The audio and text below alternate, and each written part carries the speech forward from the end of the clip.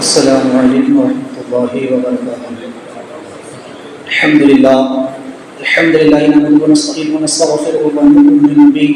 ونعوذ باللہ من شرور انفسنا ومن سیئات اعمالنا من يهده الله فلا مضل له ومن يضلل فلا هادي له ونشهد ان لا اله الا الله وحده لا شريك له ونشهد ان سيدنا ومولانا محمدا عبده ورسوله وقد قال الله تبارك وتعالى في القرآن المجيد والفرقان الحميد اعوذ بالله من الشيطان الرجيم بسم الله الرحمن الرحيم قالوا يا هود ما جئتنا ببينة وما نحن بتارك آلهتنا عن قولك وما نحن لك بمؤمنين صدق الله العظيم وبلغ رسوله النبي الأمين المكين الكريم لمن الشاهدين والشاكرين والحمد لله رب العالمين۔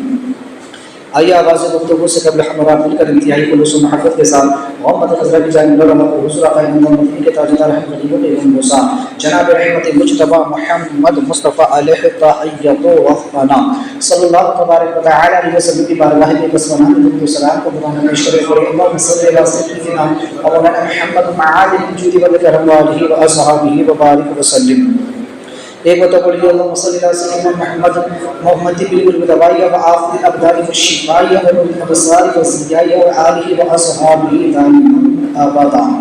حصول برکت کے لیے اللہم صلی صلاۃ کاملہ و سلم سلام تعمی علی سیدنا محمد الحل والوطن فرج البرکۃ بالحوائج المال والرعائی وحسن الخواتم ويستصغى الغمام بوجهه الكريم وعلى آله وأصحابه بكل لمحة ونفس بعدد كل معلوم لك يا الله يا الله يا الله۔ حضرت سیدنا حضور نبینا علیہ السلام کا ذکر خیر شروع ہے۔ اس میں سے قبل ہم نے سماعت کیا کہ قوم عاد کا ایک عمل یہ تھا کہ جب وہ کسی کی گرفت کرتے تو بڑی سختی کے ساتھ گرفت کرتے، لیکن جب خود کی باری آتی تو اپنے آپ کو بھول جاتے۔ بہرحال حضرت سیدنا حضور نبی علیہ السلام نے انہیں ہر طرح سے سمجھانے کی کوشش کی، لیکن قوم نے آپ کو جو جواب دیا کہ ہم کہنے لگے قالوا یا حود ما جئتنا ببینۃ وما نحن بتارک آلہتنا عن قولک وما نحن لک بمؤمنین، کہنے لگے کہ اور وہ گردانی کے حود تم کوئی ہمارے پاس دلیل لے کر کے نہیں آئے۔ حضرت حود صلی اللہ علیہ وسلم نے کہا کہ تم ہمارے پاس کوئی دلیل یا کوئی معجزہ لے کر نہ آئے اور ہم خالی صرف تمہارے کہنے سے اپنے خداؤں کو نہیں چھوڑیں گے اور نہ ہی ہم تمہاری بات پر یقین کریں گے۔ حضرت سیدنا حود نبی علیہ السلام نے جب قوم کے سامنے دلائل رکھے اور دلائل کے ساتھ ان کو سمجھانے کی پوری بھرپور کوشش کی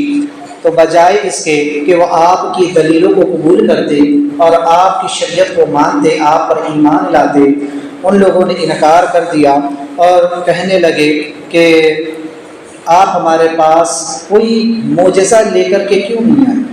کوئی ایسی نشانی، کوئی ایسی دلیل جو یہ ثابت کرے کہ واقعی میں آپ اللہ کے رسول ہیں، آپ اللہ کے نبی ہیں۔ تو یہ چیز جو انہوں نے کہی تو یہ سوائے بغض و عناد کے اور کچھ بھی نہیں۔ اللہ کے نبی سے معجزہ انہوں نے جو طلب کیا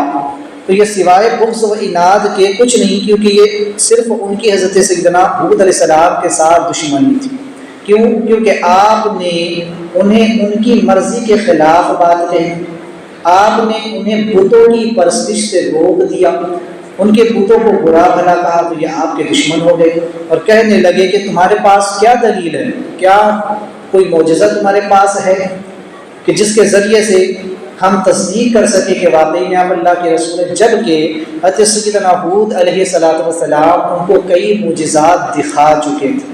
بعض تفاسیر میں آتا ہے کہ حود علیہ السلام نے ان کو بہت سے معجزات دکھائے، لیکن قوم پھر بھی اپنی ضد پر اڑی رہی، جیسے حضرت سیدنا نبی کریم صلی اللہ تبارک و تعالی علیہ وسلم کے ساتھ ہوا کہ حضور علیہ السلام نے بھی قوم کو کئی معجزات دکھائے، بڑے بڑے معجزات دکھائے، لیکن باوجود اس کے کہ کفار و مشرکین آپ پر ایمان لاتے اور آپ کی باتوں کی تصدیق کرتے، وہ الٹا آپ ہی کے مخالف ہو۔ بارہا آپ نے سنا ہوگا کہ ابو جہل یہ حضور علیہ السلام کی بارگاہ میں امتحان کی غرض سے پہنچ گیا، اپنے ہاتھوں میں کنکر لے کر، اور کہنے لگا محمد آپ اپنے آپ کو اللہ کا رسول کہتے ہیں، اللہ کا نبی کہتے ہیں، تو بتائیے میری مٹھی میں کیا ہے۔ آقا علیہ الصلوۃ والسلام نے اسے اس سے بڑھ کر معجزہ دکھایا۔ اس نے تو صرف اپنی عقل کے مطابق بات کی تھی، اس کا خیال یہ تھا، اس کا گمان یہ تھا، اور وہ یہ جانتا بھی تھا اچھی طرح سے کہ جو نبی ہوتا ہے وہ چھپی ہوئی باتوں کو بتا دیتا ہے، تو میری مٹھی میں جو چیز ہوگی محمد اگر اسے بتا دیں گے تو یہ اللہ کے نبی۔ میرے آقا علیہ السلام نے اسے اس سے بڑھ کر معجزہ دکھایا کہ تو یہ چھوٹی سی بات ہے، ہمارے نزدیک یہ بہت چھوٹی سی بات ہے کہ تیری مٹھی میں کیا ہے میں یہ بتا دوں، اگر میں یہ بتاؤں مجھے اس سے بڑھ کر معجزہ دکھاؤں کہ تیری مٹھی میں کی چیز بتا دے کہ میں کون ہوں، تو یہ بڑی بات ہوگی۔ اس نے کہا واقعی یہ تو بہت بڑی بات ہوگی، کیونکہ وہ جانتا تھا کہ میرے ہاتھ میں پتھر بولا نہیں کرتے، پتھر بولا نہیں کرتے، پتھر بات نہیں کرتے ہیں۔ یہ ابو جہل جو بتوں کو پوجتا تھا، جو بتوں کی پرستش کرتا تھا، جو لات منات ہبل کی پرستش کرتا تھا، یہ بات اچھی طرح سمجھتا تھا کہ پتھر بولا نہیں کرتے ہیں، پتھروں سے آواز نہیں آتی ہے، وہ کلام نہیں کرتے ہیں۔ اسی لیے اس نے فوراً کہہ دیا کہ ہاں یہ تو اور بھی بڑی بات ہوگی کہ میری مٹھی میں کی چیز بتا دے۔ اب عقل کا اندازہ کیجیے، اپنے آپ کو ابو الحکم کہتا تھا، سب سے بڑا حکمتوں کا باپ، حاکموں کا باپ کہلاتا تھا، سارے لوگ اس کے پاس فیصلے کرواتے تھے، لیکن عقل پر دیکھی جب اللہ پردے ڈال دے، جس کی عقل ماری جائے اس کا حال یہ ہوتا ہے کہ یہاں اسے پورا یقین ہے کہ میری مٹھی میں جو پتھر ہے یہ آواز نہیں کرے گا، یہ جواب نہیں دے گا، تو اس نے فوراً کہہ دیا کہ ہاں یہ تو بہت بڑی بات ہوگی، کیونکہ وہ اچھی طرح جانتا تھا۔ لیکن جب وہی بتوں کے پاس جا کر سجدہ کرتا تو اس وقت اس کی عقل کہاں چلی جاتی، اس وقت اس کی عقل کے خاص چلنے چلی جاتی کہ اب اسے بات سمجھ میں نہیں آتی کہ تو پتھر کی مورتیاں ہے، یہ کیا جواب دے۔ لیکن دیکھ لیجئے کہ جب اللہ جسے گمراہ کرے تو پھر اسے کوئی ہدایت دینے والا نہیں ہوتا۔ تو لہٰذا آقا علیہ السلام نے اسے اس سے بڑھ کر کے معجزہ دکھایا، اور اس کی مٹھی سے کنکر نے جب کلمہ پڑھا تو بجائے اس کے کہ وہ حضور پر ایمان لے آتا، حضور کی تصدیق کرتا، حضور کی نبوت اور رسالت کو مان لیتا، وہ فوراً یہ کہہ کر کے بھاگا کہ معاذ اللہ محمد تو بہت بڑے جادوگر ہیں۔ تو بجائے اس کے کہ معجزہ دیکھ کر ایمان لے آتا ہے۔ ایسے اور بھی کئی کفار کے واقعات آپ کو مل جائیں گے جنہوں نے حضور علیہ الصلوۃ والسلام سے معجزات کا مطالبہ کیا اور حضور علیہ السلام نے معجزہ دکھایا۔ یا ایک چیز عقیدے کی اچھی طرح سمجھ لیں، معجزہ نبی کے اختیار میں ہوتا ہے۔ وہابی دیوبندی کہتے ہیں کہ نبی کے اختیار میں نہیں ہوتا، لیکن یہ بات اچھے سے سمجھ لے کہ معجزہ نبی کے اختیار میں ہوتا ہے، وہ جب چاہتے ہیں وہاں اس کو ظاہر کر دیتے ہیں، جب چاہتے ہیں۔ یہ اختیار ان کو حاصل ہوتا ہے۔ کیسے؟ ایک انسان ہے، انسان کے اندر اللہ نے طاقت رکھی ہے، ہر انسان کی اپنی اپنی طاقت ہے، بولنے کی، چلنے کی، پکڑنے کی، ہر چیز۔ تو ہر انسان جب چاہتا ہے اپنی طاقت کو استعمال میں لے آتا، وہ جب چاہے بولنا چاہے تو اپنی قوت گویائی سے بولنا شروع کر دیتا،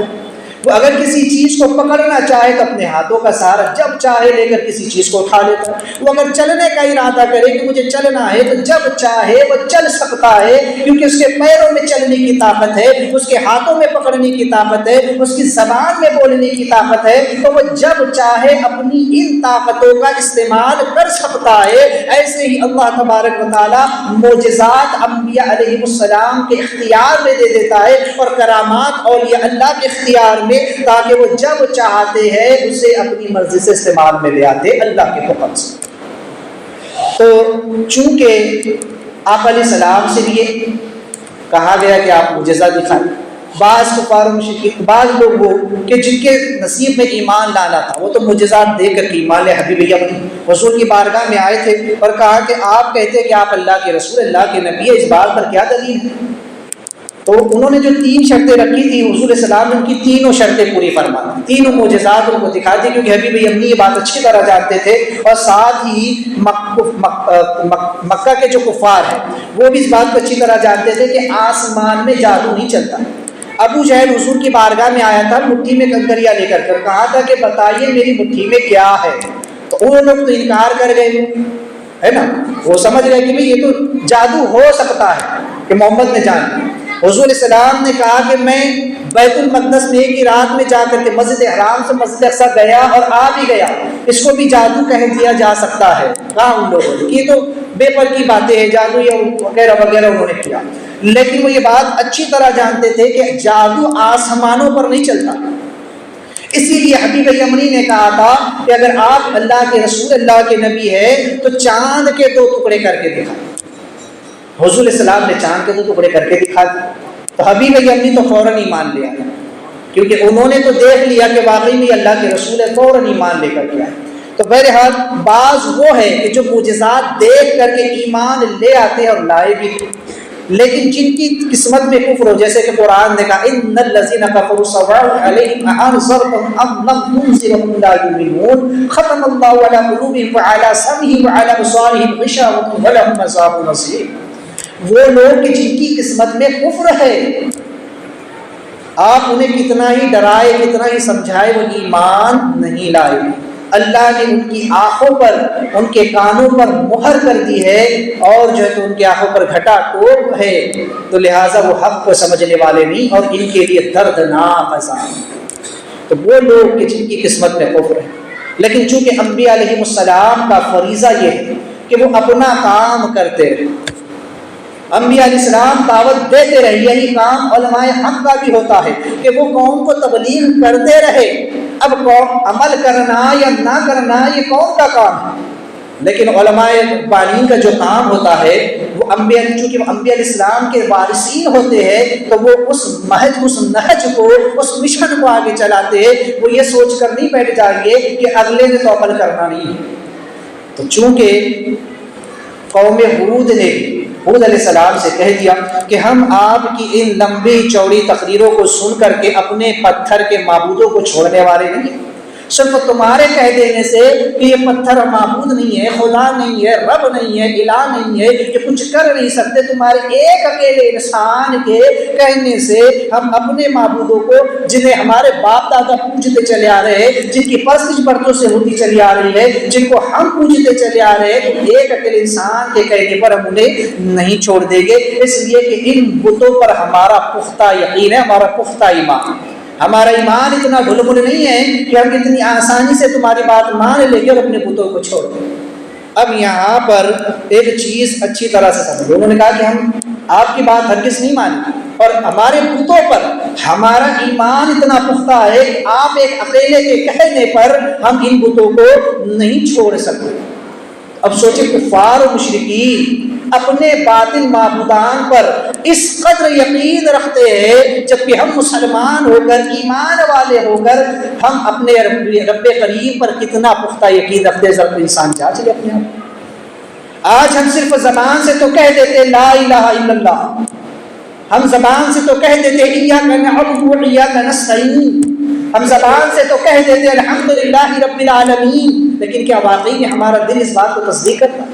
ہم تو کہہ دیتے کہ اللہ رزاق ہے، لیکن کیا ہم نے کبھی اس کے رزاقیت پر ویسا یقین رکھا؟ ہم تو رات دن رزق کی تگ و دو میں لگے رہے، رات دن رزق کی تلاش میں ہم لگے رہتے، اپنے رب کو بھول بیٹھے۔ انسان کو جب یہ یقین کامل ہو کہ میرا رب رزاق ہے اور وہی روزی دیتا ہے، تو پھر ہم اس کی عبادت کے لیے جب اپنے وقت کو چھوڑ کر، قربان کر کر، روزی کو چھوڑ کر کے آئیں گے، تو یقیناً رزق دینے والی ذات اللہ ہے۔ لیکن ہمارا یقین نہیں ہے، بس ہمارا اتنا پختہ یقین نہیں ہے، تو لہٰذا چونکہ انہوں نے کہا کہ ہمارا تو ہمارے بتوں پر بڑا پختہ یقین ہے، لہٰذا ہم ہرگز آپ کی بات نہیں مانیں گے۔ جس توحید کی طرف آپ بلاتے ہیں، یا جس رسالت کی طرف آپ بلاتے ہیں، جس ایمان کی طرف آپ ہمیں دعوت دیتے ہیں، ہرگز اس کو قبول کرنے والے نہیں، ہم آپ کی بات نہیں ماننے والے۔ آپ ہم سے بلکہ صاف انہوں نے کہہ دیا کہ ہم سے امید ہی مت رکھو، وَمَا نَحْنُ بِتَارِكِ آلِهَتَنَا عَنْ قَوْلِكَ وَمَا نَحْنُ لَكَ بِمُؤْمِنِينَ، کہنے لگے کہ تم تو ہم سے امید ہی مت رکھو کہ ہم تم پر ایمان لانے والے ہیں۔ وہ اپنے صاف لفظوں میں ہود علیہ السلام سے یہ باتیں کہہ دی۔ تو چونکہ یہ کوئی نئی بات تو نہیں، یہ دنیا بنی تب سے یہ معاملہ چلا ہے۔ حضرت سیدنا آدم نبی علیہ السلام ہے نا، چونکہ ان کی اولاد ہوئی، اولاد میں بہت سارے، پھر آگے جب نسل بڑھی تو اس میں بہت سارے کفار و مشرکین بھی پیدا ہو، انکار کرنے والے پیدا ہو۔ تب اللہ تبارک و تعالیٰ نے پہلے رسول حضرت سیدنا نوح نبی علیہ الصلوۃ والتسلیم کو ان کے درمیان بھیجا۔ یہ پہلے رسول ہے جو کافر قوم کی طرف مبعوث ہوئے تھے اور 950 سال تک قوم کو تبلیغ فرماتے رہے، لیکن قوم یہی کہتی رہی کہ اے ہود ہم تم پر ایمان نہیں لائیں گے، ہم صرف تمہارے کہنے سے اپنے معبودوں کو نہیں چھوڑ دیں گے، اپنے بتوں کو نہیں چھوڑ دیں گے، ہمارے باپ دادا اس کی پوجا کرتے آ رہے ہیں، برسوں سے ان کی پوجا ہوتی چلی آ رہی ہے، تم آج کیا آئے ہو، تم ہمیں سمجھاتے ہو۔ 950 سال تک نوح علیہ السلام انہیں سمجھاتے رہے کہ اللہ ایک اور وحدہ لا شریک ہے، اس کا کوئی شریک نہیں، یہ بت جو ہے پتھر کی مورتیاں ہے، یہ صرف تمہارے تراشے ہوئے نام ہے، تمہارا وہم و گمان ہے، ان پتھروں میں کوئی تاثیر نہیں ہے، یہ کسی کی کوئی مدد نہیں کر سکتے۔ لیکن قوم وہی ڈھیل بن گئی۔ تو یہ شروع سے شیوا رہا، جس کے دل میں عقل پیدا ہو جاتی ہے نا، یہ کب ہوتا ہے؟ اب یہ بھی سمجھ لیجئے کہ جب انسان حرام کھانا شروع کر دے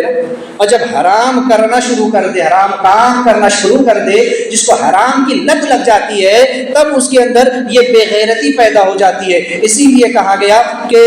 جب انسان کے اندر دنیا کے مال کی جاہ پیدا ہو جاتی ہے، جاہ اس کی طلب پیدا ہو جاتی ہے، اس کی چاہ پیدا ہو جاتی ہے، اور وہ دنیا کا مال کمانے میں لگ جاتا ہے اور اس بات کی فکر نہیں کرتا کہ میرا مال کہاں سے آ رہا ہے، وہ کدھر سے آ رہا ہے، وہ حق راستے سے آ رہا ہے یا غلط راستے سے آ رہا ہے، حرام طریقے سے آ رہا ہے یا حلال طریقے سے آ رہا ہے۔ تو جب انسان اس کی پرواہ نہیں کرتا ہے تو اس کے دل پر زنگ چڑھ جاتی ہے اور پھر اس کی عادت انکار کرنے کی ہو جاتی ہے، اس کی عادت جو ہے انکار کرنے کی ہو جاتی ہے۔ تو لہٰذا ابتدا سے ہی یہ بات چلی آ رہی ہے کہ جن لوگوں کو مال مل جاتا ہے تو اپنے مال کے غرور اور گھمنڈ میں اس قدر اندھے ہو جاتے ہیں اور اس قدر وہ گستاخ اور بے ادب ہو جاتے ہیں اور سرکش اور ظالم ہو جاتے ہیں کہ وہ حق کا مقابلہ کرنے کے لیے کھڑے ہو جاتے ہیں اور پھر دین کے خلاف بولنا شروع کر دیتے ہیں، یہاں تک کہ اچھی باتیں سمجھانے والے اور مصلح قسم کے لوگ انہیں برے نظر آتے ہیں، ان سے پھر وہ دشمنی مول لیتے ہیں، علماء سے دشمنی مول لیتے ہیں، اولیاء سے دشمنی مول لیتے ہیں، انبیاء سے دشمنی مول لیتے ہیں۔ یہ اسی قسم کے لوگ ہوتے ہیں۔ کیوں؟ مال انہیں چاہیے، دنیا کا حرام مال چاہیے، حرام کھانے کی لت لگی ہے۔ اسی لیے قرآن نے کہا انما اموالکم واولادکم فتنہ، تمہارا مال اور تمہاری اولاد تمہارے لیے فتنہ ہے۔ وہ مال جو تمہیں اللہ سے غافل کر دے، وہ اولاد جو تمہیں اللہ سے غافل کر دے، وہ تمہارے لیے فتنے کا سبب ہے، وہ دنیا میں بھی، قبر میں بھی اور حشر میں بھی تمہارے لیے رسوائی کا سامان بننے والی ہے۔ آپ دیکھ لیجیے، جو لوگ حرام کھاتے ہیں ان کی کیفیت یہ ہوتی ہے کہ ان کے اندر بزدلی پیدا ہو جاتی ہے اور کنجوسی آ جاتی ہے۔ اگر جب کفار و مشرکین سے مقابلہ ہو تو یہ لوگ سب سے پہلے ڈر کے بیٹھ جائیں۔ دیکھ لیجیے، سب سے پہلے ڈر کے یہ لوگ بیٹھیں گے اور کہیں گے نہیں ایسا نہیں کرنے کا، ویسا نہیں کرنے کا، اس کے خلاف نہیں بولنے کا، ایسے اس طریقے کی پھر ان کی بولیاں بدل جاتی ہیں اور ڈر کر کے بیٹھ جاتے ہیں، یہاں تک کہ وہ لوگوں کو بھی بزدلی سکھاتے ہیں، لوگوں کے اندر بھی بزدلی پیدا کرتے ہیں۔ کیوں؟ کیونکہ ان کو حرام کھانے کی عادت پڑی۔ ایک تو کفار کا ڈر بھی ان میں بیٹھ جاتا ہے اور یہ ہوتا ہے کہ کفار کی چاپلوسیاں کرنا شروع کر دیتے ہیں، حکومت کی چاپلوسیاں کرنا شروع کر دیتے ہیں، ان نیتاؤں کی چاپلوسیاں شروع کر دیتے ہیں جن کے ٹکڑوں پر وہ پلتے ہیں۔ اس طرح سے ان کے اندر کنجوسی بھی پیدا ہو جاتی ہے۔ مال جب انہیں خرچ کرنے کے لیے کہا جائے تو پھر ان کی جیب سے مال نہیں نکلتا۔ پھر دین کے راستے میں اگر ان سے کہا جائے کہ مال دو، کسی غریب یتیم کی مدد کے لیے مال دو، تو مال نہیں دیں گے۔ تو دو چیزیں حرام مال کھانے سے پہلے آتی ہے، ایک تو بزدلی اور دوسرا کنجوسی۔ دشمن کے مقابلے پر جب انہیں نکلنے کے لیے کہو گے تو نہیں آئیں گے، بیٹھ جائیں گے۔ لیکن اسی کے برعکس اب دوسری چیز ان کے اندر جو پیدا ہو جاتی ہے نا، وہ کیا ہوتی ہے؟ وہ یہ ہوتی ہے کہ وہ جو انہیں سمجھانے والے ہوتے ہیں، جو قوم کے مصلح قسم کے لوگ ہوتے ہیں، جو قوم کے سلجھے ہوئے قسم کے لوگ ہوتے ہیں، یا انبیاء علیہ السلام جو قوم کو تبلیغ کرتے ہیں، یا اولیاء کرام جو قوم کو راہ راست پر لاتے ہیں، یا علماء یا ائمہ جو لوگوں کو برائی سے روکتے اور بھلائی کی طرف بلاتے، وہ ان کے دشمن بن جاتے ہیں۔ اب ان کے خلاف ہو جاتے ہیں، مولوی کے خلاف، امام کے خلاف، ایسا نہیں بولنا، ویسا نہیں بولنا، یہ نہیں کرنا۔ پھر یہاں روڈ دکھانے کے لیے چڑھ کر کے آتے ہیں، میں یہ ہوں، میں وہ ہوں، میرا عہدہ یہ ہے، میرا مقام اور میرا مرتبہ، پھر یہاں آ کر کے اماموں پر روڈ چھاڑتے ہیں۔ پھر دکھاتے ہیں اولیاء کرام کے سامنے جا کر اپنی اکڑ، اور نبیوں کے سامنے جا کر کے ہم تمہاری بات نہیں ماننے والے، لیکن جب بات آتی ہے غیروں سے لڑنے کی تو دبک کر کے بیٹھ جاتے ہیں، لیکن جب علماء کے خلاف بات کرنے کے لیے کھڑے ہوتے ہیں تو پھر بڑے سینہ تان کراتے، جس کی گھر میں نہیں چلتی پھر آ کر مولوی میں چلانا شروع کرتا، پھر آ کر غریب اور کمزور لوگوں کو دبانا شروع کرتے، اور جب اپنے سے طاقتور کے سامنے آتے ہیں تو وہاں ڈر اور دب کر کے بیٹھ جاتے۔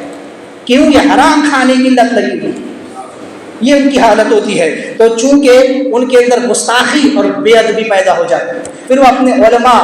فقہاء، صلحاء، اولیاء اور انبیاء کی گستاخیوں پر اتر کے آتے ہیں۔ یہ پہلا زینہ ہوتا ہے اپنے امام کی توہین کرنا، کسی عالم دین کی توہین کرنا، کسی ولی کامل کی توہین کرنا، پھر کسی نبی کی توہین کرنا۔ وہ اتنا آسان نہیں، کتنی آسانی سے پھر کسی کا رد کرے۔ یہ دھیرے دھیرے شروعات ہوتی ہے، اسی لیے ہمیں ادب سب سے پہلے سکھایا گیا، ادب سب سے بڑی چیز۔ تو بہرحال اس قسم کے لوگ آج بھی پائے جاتے ہیں اور ہر معاشرے میں پائے جاتے ہیں، جو کفار کی چاپلوسیاں کرتے ہیں، چاہتے ہیں کہ کفار آگے بڑھے، لیکن یاد رکھنا یہ کافر آخر کافر ہی ہوتے ہیں۔ جب وقت پڑے گا نا تو یہ اپنا پاسا پلٹ دیں گے، اور کیونکہ ان کا تو مقصد ہی یہی ہے کہ کسی طرح مسلمانوں کو ختم کیا جائے۔ اسی لیے میں نے کہا تھا کہ ہر انسان سمجھدار ہے، آنے والے حالات کو دیکھ کر کے اپنے حق کا استعمال کریں۔ جو آپ کا سماجی حق ہے، آپ کا ووٹ ہے، اسے سوچ سمجھ کر کے آپ استعمال میں لائیں۔ تو چونکہ قوم ہود نے بھی یہی کہا تھا، تو لہٰذا انہوں نے کہا حضرت ہود علیہ السلام سے کہ ہم آپ کی بات کا تو ہرگز یقین نہیں کرنے والے، یا تو آپ ہمیں کوئی بہت بڑا معجزہ دکھائیں تبھی ہم آپ کی بات کو مانیں گے۔ ان نقول الا آترک بعض آلہتنا بالسوء، کہنے لگے ہم تو یہی کہتے ہیں کہ ہمارے کسی خدا کی تم پر مار پڑی ہے معاذ اللہ۔ اب دیکھ لیجیے یہ ان لوگوں کا شیوا ہوتا ہے نا۔ حضرت سیدنا ہود علیہ السلام جب قوم کو سمجھا رہے ہیں اور بتا رہے ہیں، تو بجائے اس کے کہ آپ کی دعوت کو قبول کرتے، آپ کی تبلیغ کو مان لیتے، وہ یہ کہنے لگے کہ اے ہود، ہم تمہاری بات کو ہرگز نہیں مانیں گے، بلکہ ہمیں تو ایسا محسوس ہوتا ہے کہ تم جو ہمارے معبودوں کو اور ہمارے بتوں کو جو تم برا بھلا کہتے ہو، تو ہمارے بت تو خاموش رہتے ہیں، لیکن شاید اب کسی بت کو یہ بات بری لگ گئی ہے اور اس کی مار تم پر پڑی ہے۔ ماں ہمارا کوئی بت تم سے ناراض ہو گیا ہے اور اس نے تمہیں جو ہے تو تمہاری عقل کو سلب کر لیا ہے، یہی وجہ ہے کہ تم مجنونانہ باتیں کر رہے ہو، تم بے پر کی باتیں کر رہے ہو، تم اس طرح کی ایسی باتیں کر رہے ہو جس کا کوئی سر ہے نہ کوئی پیر ہے، ایسی ایسی دلیلیں ہم کو بتا رہے ہو کہ جس کو ہم ہرگز ماننے کے لیے تیار نہیں ہیں۔ تو تمہاری یہ مجنونانہ گفتگو، تمہاری یہ دیوانگی والی باتیں ہم ہرگز نہیں ماننے والے، یہ ہمارے بت کی تم پر مار پڑی ہے۔ ماں یہ دیکھیں کس طرح سے نچلی سطح پر اتر کر کے انہوں نے حضرت سیدنا ہود علیہ السلام سے یہ بات کی کہ گویا کہ ہمارے بت کی تم پر مار پڑی ہے اور تمہاری عقل میں خلل واقع ہو چکا ہے۔ تو آج بھی اس کی میں اگر ایک مثال آپ کے سامنے رکھوں تو آپ دیکھیے کہ وہ لوگ جو پیر پرستی میں مبتلا ہوتے ہیں، جاہل پیروں کی تقلید میں لگے رہتے ہیں، میں ان پیروں کی بات نہیں کرتا جو متبع شرع ہے، جو پیر کامل ہے، جو پیر شریعت کے پابند ہے، یہ میں ان کی بات نہیں کرتا۔ وہ پیر جو خود نماز روزوں سے دور ہو، جو خود شریعت سے کوسوں دور ہے، اور ان کے مرید جب ان کو اڑاتے ہیں اور بے پر کی اڑاتے ہیں، ہمارے پیر صاحب تو فلاں ہے، ڈکا ہے، یہ ہے، اور ایسے پیروں کی مانتے ہیں، اور ایسے پیر بھی بھول کر کے بیٹھ جاتے ہیں مسندوں کے اوپر۔ آئے بس ہمارے مرید آئے، ہمارے ہاتھ پیر چومے، اس پیر صاحب نے کوئی نماز نہیں پڑھنی، اس پیر صاحب نے کوئی وظیفہ نہیں کرنا، اس پیر صاحب نے تو خود زکوٰۃ نہیں دینی، بلکہ مریدوں کی جیب سے پیسہ نکالنے کا ہنر جانا ہے۔ آج کل ایسے پیر جو مریدوں کی جیب سے پیسہ نکالنا تو جانتے ہیں، لیکن اپنی جیب کا پیسہ نکال کر کسی غریب یتیم کی مدد کرنا نہیں جانتے، کہ صدقہ و خیرات کرنا نہیں جانتے، جو خود اپنی زکاتیں ادا نہیں کرتے۔ آج ایسے جاہل پیروں کی بھی ماننے والے لوگوں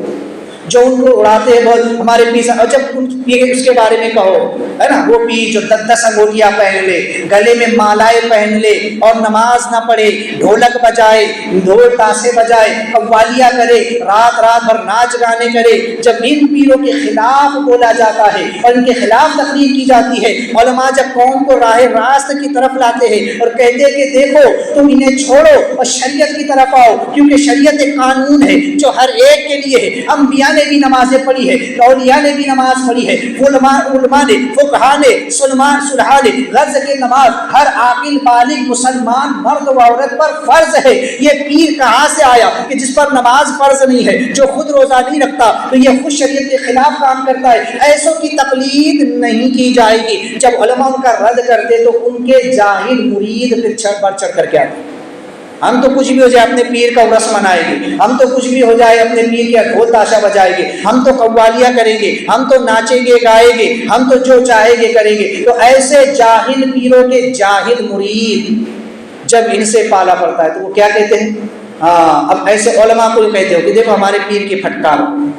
اگر ہمارے پیر کے خلاف بولو گے تو تم پر ان کی پھٹکار پڑے گی، وہ پیر کی مار پڑے گی، اور جس پر خود خدا کی مار پڑ رہی ہو وہ اس کی مار کیا کسی اور پر پڑے گی، بلکہ اس کی مار تو ان پر بھی پڑے گی کہ اس پر جس پر خدا کی مار اور اس کے ماننے والوں پر بھی خدا کی مار، کیونکہ جس نے کوئی غلط طریقہ اسلام میں ایجاد کیا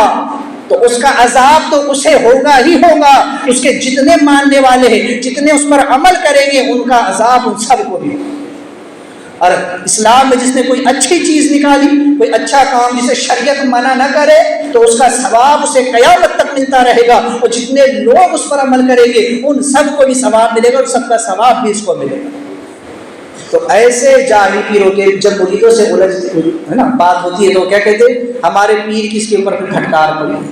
ہمارے پیر کو برا بھلا کہو گے تو تم کو یہ ہو جائے گا، وہ ہو جائے گا، ایسا ہو جائے گا، پھر اس طریقے کی وہ باتیں کرتے، اس طرح نچلی سطح کو اتر کر کے آپ کو بات کرتے ہیں۔ یاد رکھو جو اولیاء واقعی میں متبع شرع ہوتے ہیں، جو پیر شریعت کے پابند ہوتے، پہلے تو وہ خود خلاف شرع کوئی کام نہیں کرتے ہیں، اور اگر بالفرض کوئی ان سے الجھ بھی جائے تو وہ قرآن پاک کی آیت پر عمل کرتے، وہ خاطبهم الجاہلون قالوا سلاما، وہ ایسے جاہلوں سے الجھتے نہیں ہیں، وہ تو چھوڑ دیتے ہیں، لیکن اللہ تبارک و تعالیٰ ان کے بارے میں فرماتا ہے، حدیث قدسی میں ہے کہ اللہ فرماتا ہے کہ جس نے میرے کسی ولی سے دشمنی کی میں اسے اعلان جنگ کرتا ہوں۔ وہ خود کچھ نہیں کرتے بلکہ ان کا رب ان کی طرف سے پھر انتقام لیتا ہے، اس لیے کہ اللہ منتقم حقیقی ہے۔ لیکن جو جاہل پیر ہوتے ہیں، جن کو خود خدا پر یقین نہیں، اعتماد نہیں ہوتا ہے جن کو، تو وہ خود انتقام لینے پر اتر کر کے آتا ہے، پھر وہ کہتے کہ ہاں وہ فلاں مولوی ایسا اور فلاں ایسا اور یہ ایسا وہ ویسا، اور اپنے جاہل مریدوں کو اس کے پیچھے لگا دیتے ہیں۔ تو یاد رکھیے قوم عاد نے بھی یہی کیا کہ ہمارے بت کی مار پڑی ہے، تم کتنا ہی سمجھاؤ ہم اپنے بت کو نہیں چھوڑنے والے۔ ایسے ہی جاہل لوگ کہتے ہیں ہم اپنے جاہل پیر کو ہم بھی نہیں چھوڑنے والے، چاہے کچھ بھی ہو جائے، وہ بھلی نماز نہیں پڑھتا، وہ بھلی 10 انگوٹیاں پہنتا، وہ ڈھول تاشے بجاتا، باقی ہم اس کو چھوڑنے والے نہیں ہیں، ہم اس کی بیعت نہیں توڑنے والے۔ تو بہرحال اس قسم کے لوگ آج بھی پائے جاتے ہیں۔ یہاں پر جو ہے تو تصوف کی ایک بات میں آپ کے سامنے کہ جب روح نفس سے کہتی ہے کہ نفس تو اپنی تمام برائیوں کو چھوڑ، تو نفس کہتا ہے میں صرف تیرے کہنے پر اپنی خواہشات کو تو ترک نہیں کر دوں، جن خواہشات پر میں عمل کرتے چلا رہا ہوں میں اسے نہیں چھوڑنے والا، میں اسے ترک نہیں کرنے والا۔ لہٰذا روح نفس کو بارہا سمجھاتی ہے کہ اپنی ان حرکتوں سے باز آ جا، یہ نفسانی خواہشات تجھے دوزخ کی طرف کھینچ کر کے لے جائے۔ وہ کہتا ہے کہ تم مجھے اس کے اوپر کوئی دلیل دکھاؤ، یہاں تک کہ اس کے سامنے اگر شریعت کی دلیلیں رکھی جائے، شریعت کے مسائل رکھے جائے، شریعت کے قوانین رکھے جائے تو نفس پر یہ بات گرا ہو جاتی ہے۔ جیسے قوم عاد کے سامنے جب ہود علیہ السلام نے باتیں رکھی توحید کی، رسالت کی، اور انہیں کہا کہ ایک خدا وحدہ لا شریک کی طرف آؤ اور اس شرک کو چھوڑو، بت پرستی کو چھوڑو، تو وہ انکار کر گئے۔ اسی طرح جب نفس سے کہا جاتا ہے کہ اے نفس تو اپنی من مانی کو چھوڑ، اور اس کے سامنے جب شریعت کے مسائل رکھے جاتے ہیں، احکام شریعت رکھے جاتے ہیں، تو چاہیے تو یہ کہ نفس ان شرعی قوانین کو قبول کر لے، شریعت کی باتوں کو مان لے، لیکن نفس روگردانی کرتا ہے، وہ شریعت کے خلاف بھی عمل کرے گا۔ اس لیے قرآن نے کہا ان النفس لامارۃ بالسوء، کہ نفس امارہ برائی کا ہی حکم دیتا ہے۔ اسی لیے جب تک اپنے نفس کے اندر شریعت کی لگام نہیں لگاؤ گے نا، تب تک کہ انسان راہ راست پر نہیں آتا۔ نفس کہتا، روح کہتی ہے نماز پڑھ، لیکن نفس کہتا ہے نماز نہیں پڑھنی، ابھی نیند نہیں چھوڑنی۔ روح کہتی ہے، روح کی غذا نماز، روح تو چاہتی ہے کہ اٹھے، انسان کا ضمیر اسے جھنجھوڑتا ہے، فجر کا وقت ہو گیا، ٹھنڈی اگرچہ بہت ہے لیکن ایک مرتبہ اس کا ضمیر تو جگا دیتا ہے کہ نماز پڑھ، لیکن نفس کہتا ہے نہیں، ابھی ٹھنڈی بہت ہے، ابھی تھوڑی دیر اور آرام کر لے، ابھی اور سو لے، بعد میں دیکھ لیا جائے گا، پھر کہ پڑھ لے گی یا قضا پڑھ لے گی۔ روح تو چاہتی ہے کہ نماز پڑھے، عصر کی ہو، ظہر کی ہو، مغرب کی ہو، عشاء کی ہو، لیکن ہر بار نفس بہانے بناتا ہے کہ نہیں پڑھے۔ روح تو چاہتی ہے کہ روزہ رکھا جائے، لیکن نفس کہتا ہے ارے بھوک کون برداشت کرے گا، مجھ سے بھوک برداشت نہیں ہوتی ہے، پیاس برداشت نہیں ہوتی ہے، لذیذ کھانے اور لذیذ غذائیں مجھ سے دیکھی نہیں جاتی، میں تو چاہتا ہوں بس جلدی سے اس کو کھا لوں۔ روح تو چاہتی ہے کہ انسان اپنے پاس جو ہے اسے خرچ کرے تاکہ اسے خدا کا قرب نصیب ہو، لیکن یہ نفس ہے جو کنجوسی کرنا سکھاتا ہے کہ ارے نہیں، مال دینے سے کم ہو جائے گا، کسی غریب کو دے دو گے، کسی یتیم کو دے دو گے، مسجد میں دے دو گے، مدرسہ میں دے دو گے تو مال کم ہو جائے گا۔ تو یہ کمی، یہ ساری برائیاں نفس کے اندر جنم لیتی ہیں۔ غرض کے روح تو انسان کو بھلائی کی طرف لے جاتی ہے، روح تو چاہتی ہے کہ انسان شریعت کا پابند ہو جائے، وہ شریعت کے قوانین پر عمل کرے، لیکن نفس انسان کو برائی کے راستے پر لے کر کے جاتا ہے اور کہتا ہے کہ میں نے تو اسے نہیں چھوڑنا ہے، میں تو پہلے سے کبھی سے کرتا چلا رہا ہوں۔ اب یہ ہوتا کب؟ جب انسان کی بچپن سے صحیح تربیت نہ ہو، تب یہ نفس بھی پھر اس کے اندر اکڑ پیدا ہو جاتا ہے نا۔ اسی لیے تربیت بڑی اہم ہوتی ہے، انسان کی تربیت بہت اہم ہوتی ہے۔ جب ماں باپ کی یہ ذمہ داری ہوتی ہے کہ اپنی اولاد کی صحیح تربیت کرے، بچپن سے اگر اسے آوارہ چھوڑ دیا، بچپن سے اسے من مانی کرنے کی اجازت دے دی، تو بڑا ہو کر بھی اس کے اندر وہی خصلتیں پیدا ہوں۔ اسی لیے حدیث پاک میں فرمایا گیا کہ ایک باپ کا یا والدین کا سب سے بہتر تحفہ اولاد کے لیے حسن اخلاق، اور اولیاء اکرام بھی یہی فریضہ انجام دیتے ہیں کہ جب کوئی مرید ان کی بارگاہ میں آتا ہے تو وہ اس کی روحانی تربیت کرتے ہیں،